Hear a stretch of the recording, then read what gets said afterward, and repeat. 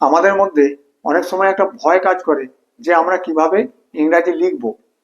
কারণ চিন্তা যেটা করি সেটা আমাদের মাতৃভাষাতেই করি।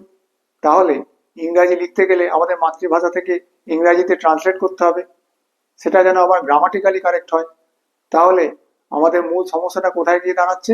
Translation.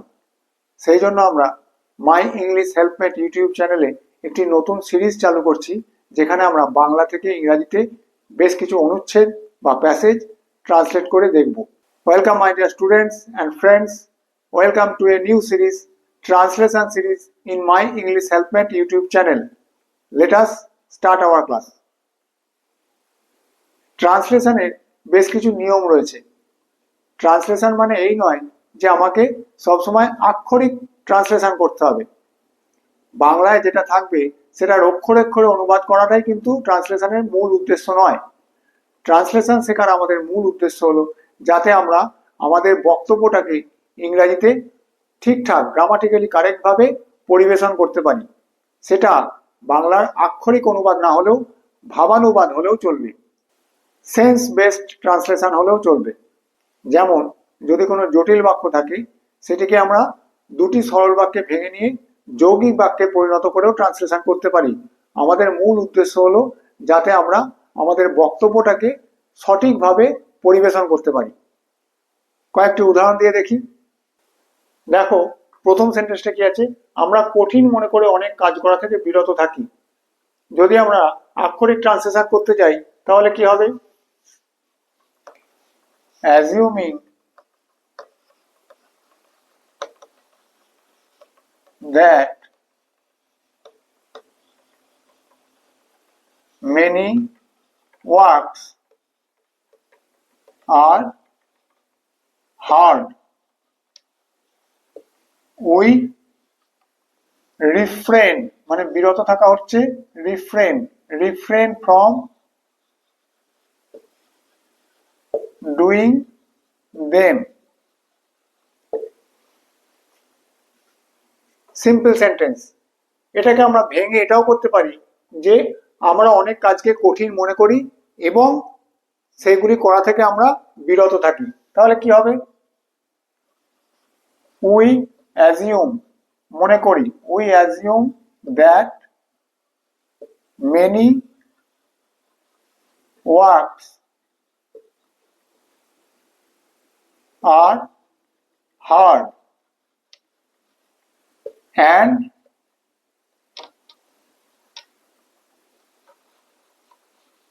we refrain from doing them.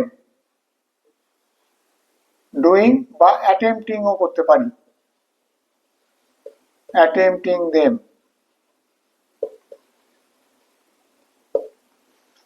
তাহলে দেখো, আমরা এখানে দুটি বাক্যে ভেঙে নিলাম। একটা, আমরা মনে করি যে অনেক কাজ হলো শক্ত, এবং আর একটা বাক্য কি? আমরা সেগুলি করা থেকে বিরত থাকি। Assuming that many works are hard, we refrain from doing them. এটিকে আমরা ভেঙে নিয়ে দুটি বাক্যে করে নিয়েও ট্রান্সলেট করতে পারি। আমাদের মূল উদ্দেশ্য হলো যে আমাদের বক্তব্যটাকে ইংরেজিতে ঠিকভাবে বোঝানো। সূর্য উঠলে আমরা যাত্রা শুরু করলাম। আমরা নমিনেটিভ অ্যাবসলিউট করেছি, the sun having Ryzen, we started our journey. দেখো, এটি আমরা জানি নমিনেটিভ অ্যাবসলিউট পার্টিসিপাল ফ্রেজ, যেখানে আলাদা সাবজেক্ট সেন্টেন্সের প্রথমে বসছে। এটিকে আমরা ভেঙে নিয়ে এইভাবেও করতে পারি, the sun rose and we started our journey.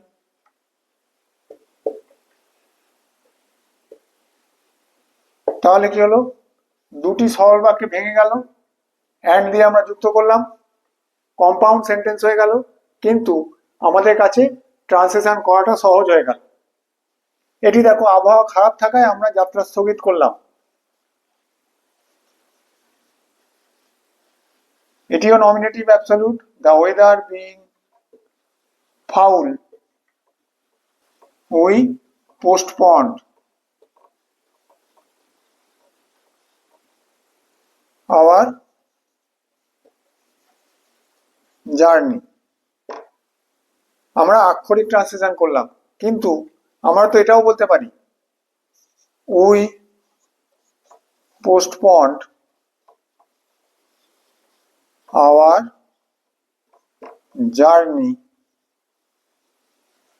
For বা ডিউ টু ফাউল ওয়েদার। খারাপ আবহাওয়া, ফাউল ওয়েদার। ফাউল ওয়েদার বা খারাপ আবহাওয়ার জন্য আমরা আমাদের যাত্রা স্থগিত করলাম, এটাও তো বলতে পারি। আমি যেটা বলতে চাইছি সেটা তো বোঝানো হয়ে গেল, শুধু আমরা সেন্টেন্সটিকে ভাবানুবাদ করলাম, আক্ষরিক না করে একটু চেঞ্জ করে দিলাম। বোঝা গেল? আমাদের মূল উদ্দেশ্য হলো আমরা যেটি মাতৃভাষায় বলছি সেই ভাবটিকে ইংরেজিতে ট্রান্সলেট করা, সেটিকে বুঝিয়ে দেওয়া। সেটি আক্ষরিকও হতে পারে, ভাবানুবাদও হতে পারে। বোঝা গেল? এবার আমরা একটি বাংলা প্যাসেজ নেব, সেটিকে আমরা ইংরেজিতে অনুবাদ করে দেখব।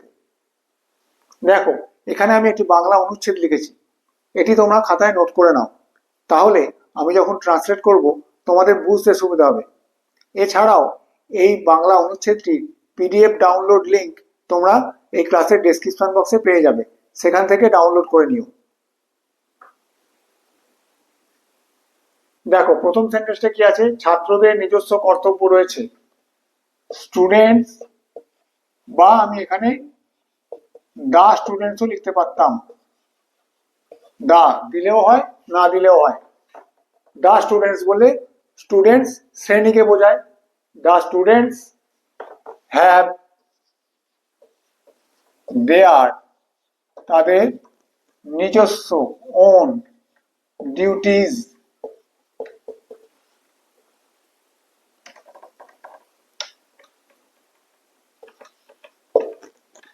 ছাত্রদের নিজস্ব কর্তব্য রয়েছে। দ্য স্টুডেন্টস বা শুধু স্টুডেন্টসও লেখা যায়। হ্যাভ দেয়ার ওন ডিউটিজ, নিজেদের প্রতি, পিতামাতার প্রতি, আত্মীয় স্বজনের প্রতি, দেশের প্রতি এবং সামগ্রিকভাবে সমাজের প্রতি তাদের কর্তব্য রয়েছে। তাহলে আমরা কিভাবে সাজাবো? তাদের কর্তব্য রয়েছে, দে হ্যাভ দেয়ার ডিউটিজ, প্রতি আমরা টুয়ার্ডস ব্যবহার করি। টুয়ার্ডস দেমসেলস, প্রথমে নিজেদের প্রতি দেমসেলস,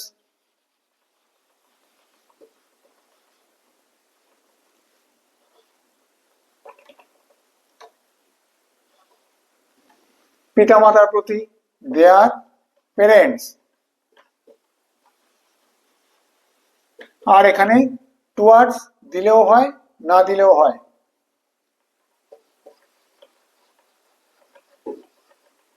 টুয়ার্ডস দিলেও হয়, না দিলেও হয়। যেহেতু আমরা এখানে একবার টুয়ার্ডস কথাটা ব্যবহার করে ফেলেছি, they have their duties towards themselves, towards বারবার টুয়ার্ডস কথাটা দেওয়ার দরকার পড়ে না। They have their duties towards themselves, their parents, আত্মীয় স্বজন, their relatives,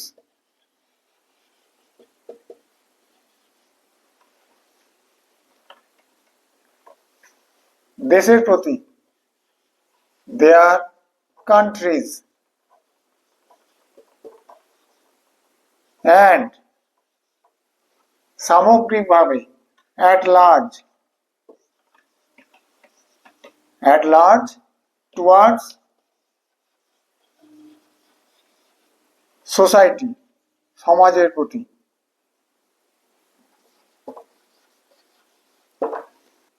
at large towards society, তাহলে কি হলো? নিজেদের প্রতি, পিতামাতার প্রতি, আত্মীয় স্বজনের প্রতি, দেশের প্রতি এবং সামগ্রিকভাবে সমাজের প্রতি তাদের কর্তব্য রয়েছে। They have their duties towards themselves, their parents, their relatives, their countries and at large towards society বা টুয়ার্ডস দেয়ার সোসাইটিও দেওয়া যেতে পারত। বোঝা গেল? লিখে নাও। দেখো এবার কি রয়েছে, ছাত্র জীবন হলো জীবনের বীজ বপনের সময়। ছাত্র জীবন হলো সাবজেক্ট এটি, স্টুডেন্ট লাইফ, ছাত্র জীবন স্টুডেন্ট লাইফ ইজ দা বীজ বপনের সময়, বীজ বপন seed time of life. Student life is the seed time of life, বীজ বপনের সময় সিড টাইম অফ লাইফ। বোঝা গেল? ছাত্র জীবন হলো জীবনের বীজ বপনের সময়, student life is the seed time of life. সেজন্য একজন ছাত্রের উচিত, সেজন্য একজন ছাত্রের উচিত এ স্টুডেন্ট শুড, তার স্বাস্থ্য গঠন করা, শুড বিল্ড, গঠন করা, বিল্ড হিজ হেলথ, ভালো অভ্যাস গড়ে তোলা, ফর্ম, গঠন করা বা গড়ে তোলা, ফর্ম গুড হ্যাবিটস, ভালো অভ্যাস, গুড হ্যাবিটস,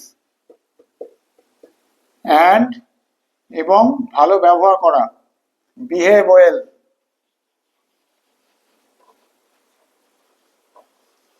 বা কাল্টিভেট গুড ম্যানার্স।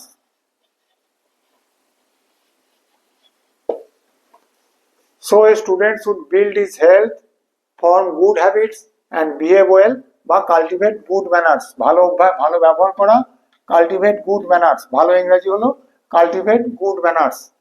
আমরা কিন্তু দেখো এখানে ভালো ব্যবহার করা, বিহেভ ওয়েল, এটার থেকে যদি আমরা কাল্টিভেট গুড ম্যানার্স বলি, ভাবানুবাদ হলো এবং ইংরেজিটাও আরো বেটার হলো।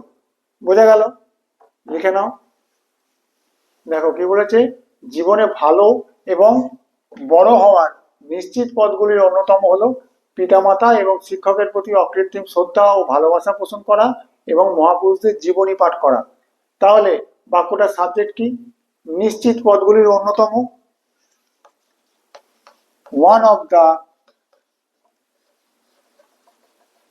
সিওরেস্ট, নিশ্চিত, পাথস অর ওয়েজ, নিশ্চিত পথগুলি, paths or ways. To be, জীবনে ভালো এবং বড় হওয়া, to be great, to be good and great, ভালো এবং বড়, to be good and great in life is verb. দেখো এই অবধি সাবজেক্ট হলো one of the surest paths or ways to be good and great in life, এই অবধি subject হলো, ইজ ভার্ব, ইজ টু। এবার কি? নার্চার, পোষণ করা, নার্চার, নার্চার বা হ্যাভ, সোজা ইংরাজিতে আমরা হ্যাভও বলতে পারি, is to nurture or have. অকৃত্রিম শ্রদ্ধা ও ভালোবাসা, genuine, genuine love and respect for পিতামাতা এবং শিক্ষকের প্রতি, ফরও বলতে পারি বা টুয়ার্ডসও বলতে পারি।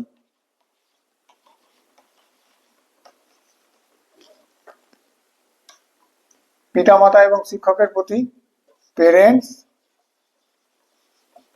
And teachers.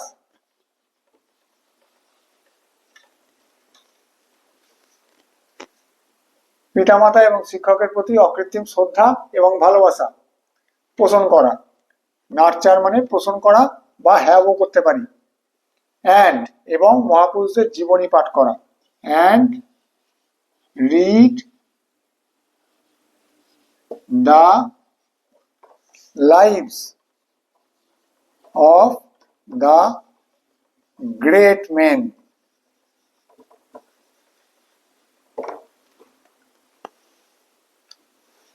তাহলে জীবনে ভালো এবং বড় হওয়ার নিশ্চিত পথগুলির অন্যতম হলো পিতামাতা এবং শিক্ষকের প্রতি অকৃত্রিম শ্রদ্ধা ও ভালোবাসা পোষণ করা এবং মহাপুরুষদের জীবনী পাঠ করা। কি হলো? One of the surest paths or ways to be good and great in life is to nurture or have genuine love and respect for or towards parents and teachers and read the lives of the great men. বোঝা গেল? তাহলে আজকে আমরা একটি বাংলা অনুচ্ছেদকে ইংরেজিতে translate করতে শিখলাম। আরও ট্রান্সলেশন সিরিজের যে নতুন নতুন ক্লাসগুলি আসবে সেখানে নতুন নতুন বাংলা প্যাসেজ আমরা ইংরেজিতে ট্রান্সলেট করতে শিখব। কোনো অসুবিধা থাকলে তোমরা কমেন্ট বক্সে কমেন্ট করে জানিও, আমি উত্তর দেওয়ার চেষ্টা করব। ক্লাস ভালো লাগলে ভিডিওটিকে অবশ্যই লাইক করো আর চ্যানেলটিকে সাবস্ক্রাইব করো। Thank you.